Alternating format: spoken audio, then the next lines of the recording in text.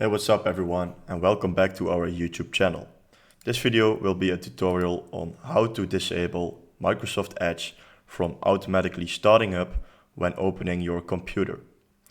Make sure to watch till the end of this video because the last step will be crucial in this process.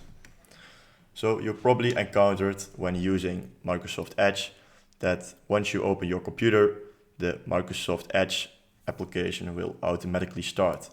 And you see all this kind of advertisings, which is not really nice to have. So in order to stop this from happening, you just go to your keyboard and simply click on Ctrl, Shift, Escape, all at the same time. So this is a shortcut to open up your task manager, and you have a lot of features to click on here.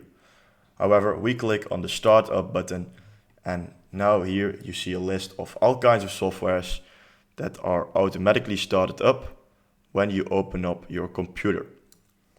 So in the case of Microsoft Edge, and we want to stop it from automatically opening, we just browse to this specific software and just right click on it to stop it from automatically opening.